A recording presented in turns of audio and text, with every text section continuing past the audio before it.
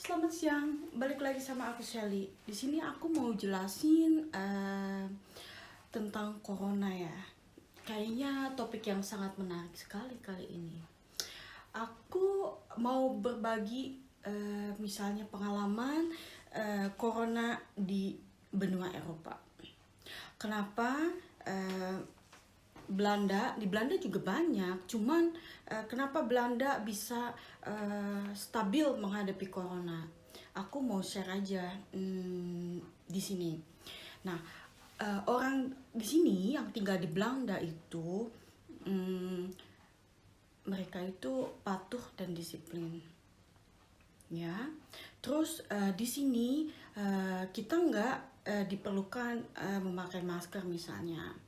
Kedengarannya radanya aneh ya, tapi kalau misal di pekerjaan aku tetap gunakan karena kan aku bersentuhan langsung dengan pelanggan aku, klien aku misalnya ya, karena profesi aku sebagai beauty stylist, jadi aku touch langsung wajah klien aku, tangan klien aku, dan kaki klien aku, rambut klien aku, jadi aku perlu memakai face shield, masker. Tapi pelanggan aku, misalnya klien aku, tidak perlu.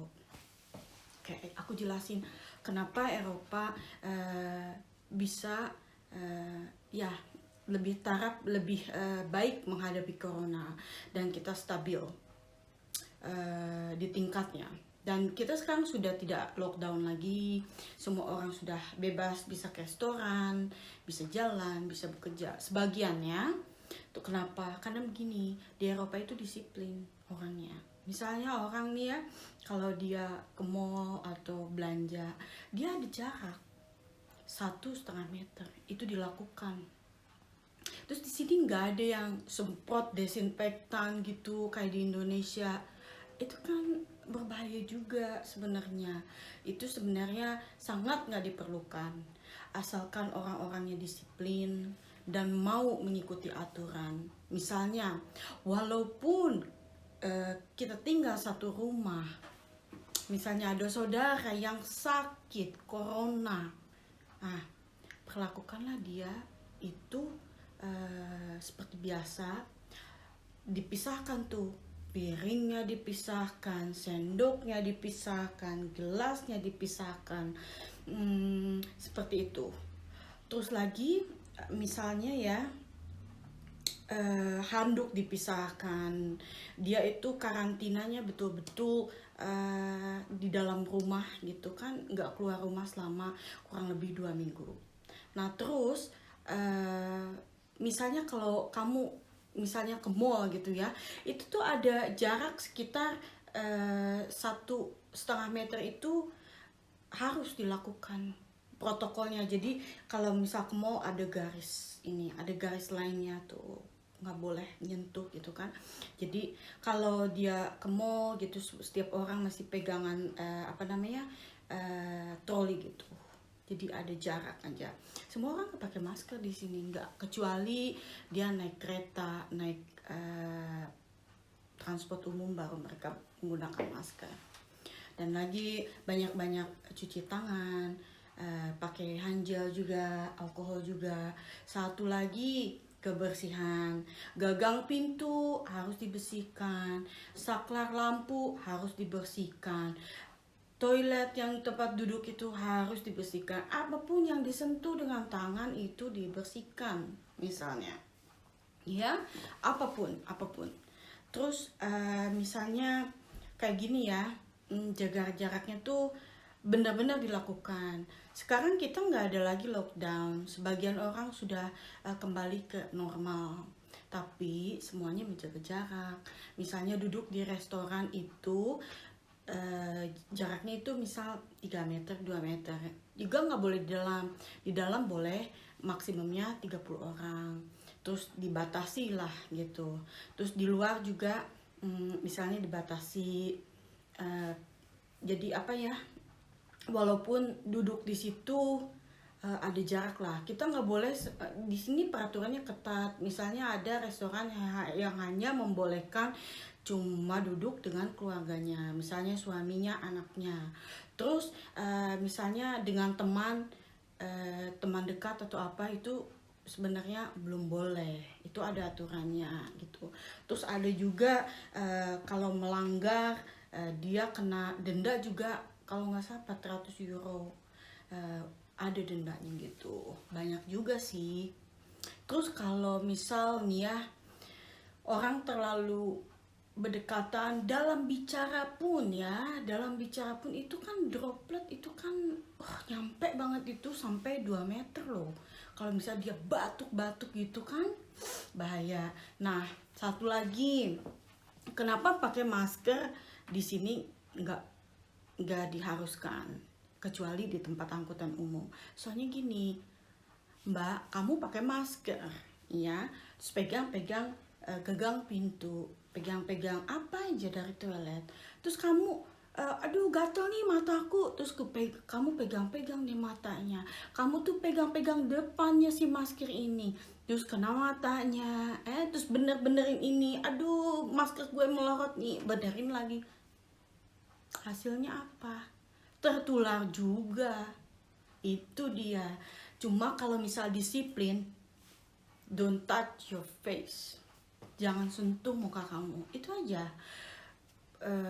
Pulang ke rumah langsung tangan dicuci pakai alkohol atau cuci tangan gitu, sabun apa aja sih bisa. Terus kalau misal ke mall atau apa, disiplin aja, jaga jarak 1,5 meter tuh. Dari situ berkuranglah yang tertular, semakin sedikit. Perbandingannya di Indonesia satu hari 1.000 orang, di Belanda satu hari paling yang kena 6 orang, tapi sekarang udah mulai naik lagi 80 orang ya. Ada juga kalau kurasa itu orang misalnya dia ya, sebenarnya corona itu penyakit sistem pernapasan yang merusak pernapasan, flu yang berat. Gini ya, kalau orang punya bawaan diabetes, jantung ya, terus orang yang gendut-gendut tuh, TBC, terus ada penyakit bawaan lah. Kenapa dia bisa parah terkena? Karena kalau orang punya diabetes, sakit, kena deh dia, apa jadinya? Karena kan orang kadang nggak cek apa punya penyakit gula atau apa, berasa sehat-sehat aja, padahal dia di badannya sakit. Nah, komplikasi. Nah, itu jadinya kan infeksi di dalam. Infeksi susah, napas juga susah. Bayangin aja kalau misal sakit nih, flu berat aja udah kolaps aja. Terus kurang istirahat. Nah, itu gimana sih orang kena flu kalau kurang istirahat? Kan cepet sakitnya. Nah, orang yang punya penyakit jantung otomatis kalau dia kena itu udah deh, orang batuk aja. Batuk aku pernah rasain tuh bulan Maret waktu anakku dia kena corona juga. Nah, batuk aku pernah tuh 1 hari batuk sakit di belakang, aku sampai batuk gitu kan. Untungnya cuma 1 hari. Nah, anakku yang kena corona, dia itu sampai batuknya tuh 1 bulan. Penciuman hilang, perasa hilang. Karena apa? Karena dia kan kena di pekerjaannya. Di pekerjaannya itu di supermarket. Jadi dia berhubungan dengan banyak orang. Karena kan orang tuh waktu bulan Maret ya, yang aku tahu makan, cari tisu segala macam, ditimbun, ditumpuk. Nah, berdekatan. Alhasil apa? Kena deh corona. Kena dalam jarak itu. Makanya kalau nggak perlu, stay aja di rumah, tunggu. Kalau mau disiplin, jaga jarak. Kalau nggak disiplin, pasti di lockdown terus. Kalau kitanya nih di Belanda, kalau misal kita nggak disiplin, ya udah, pasti bakal di lockdown lagi. Oke, misal aku jelasin satu kali lagi ya, misalnya gini. Kalau misalnya orang itu batuk, pilek atau flu berat, itu jangan keluar rumah. Jadi 1 kali 24 jam kamu harus mengkarantina diri. Kalau dalam 1 kali 24 jam itu nggak ada keluhan lagi, nah kamu baru boleh keluar rumah. Itu pun dengan satu syarat, keluar rumah memakai masker. Karena masker itu diperuntukkan hanya untuk orang sakit sebenarnya. Jadi kalau yang nggak sakit, misalnya nggak usah deh memakai masker, karena keuntungannya apa? Nggak ada keuntungannya gitu. Jadi jaga jarak, tangan tidak bersentuhan. Misalnya kita berjabat tangan atau cipika-cipiki, kalau bisa jangan dulu deh. Jadi jangan ada kontak dengan tangan kalau bisa. Terus satu lagi, misalnya apa ya, kalau ketemu sama temen tuh sebaiknya jangan dulu buat di Indonesia ya. Kalau misal kalian bisa, bisa bisa jaga jarak.